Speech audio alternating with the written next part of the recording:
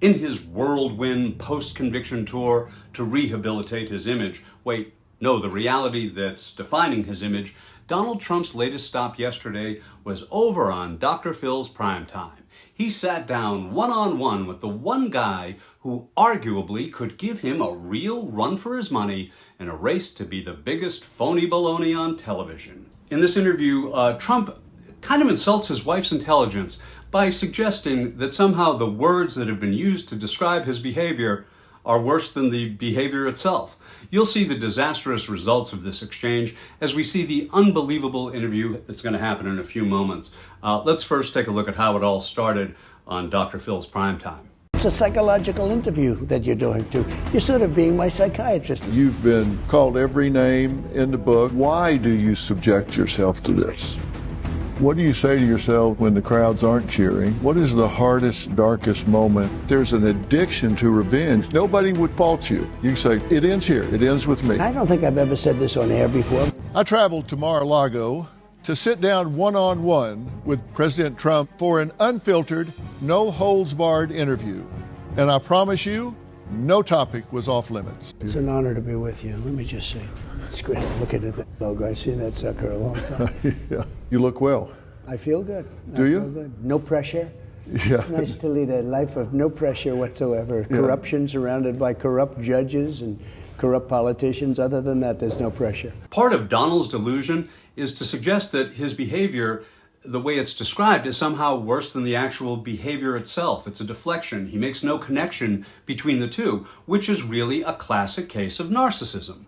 People with strong narcissistic traits are unwilling or unable to reflect on their own shortcomings and destructive behaviors. As a result, they project, they blame, and manipulate others to cope with their own low and shaky self-esteem.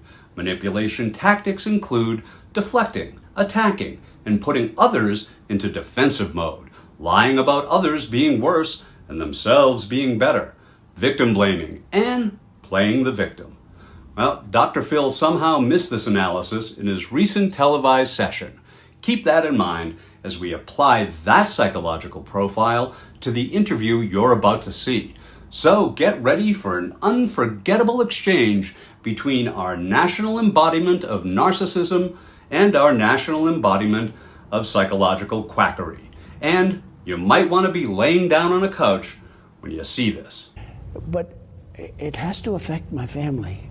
And I think that's really unfair because I have a very good family. I have good kids. I have a wonderful wife. I mean, it's not easy for her to read this kind of stuff. That's fake. That's fake stuff. But that's the way it is. It certainly is not a good thing. And it affects me more than it would if it were just about me. So these terrible, terrible things his family has been made to hear as a result of his terrible, terrible behavior are somehow supposed to elicit sympathy for this terrible, terrible man who claims to have been terribly, terribly victimized. Clearly, Dr. Phil is on a similar career trajectory as the convicted felon and current GOP nominee. Hey, who knows? In the grand scheme of things, maybe Phil McGraw is vying for a post as Surgeon General in an upcoming Trump administration. Now, if that doesn't make you vote blue, well, but really, the dangerous delusion presented in this video proves that Donald Trump's detachment from reality is most easily and evidently diagnosable by a decent doctor.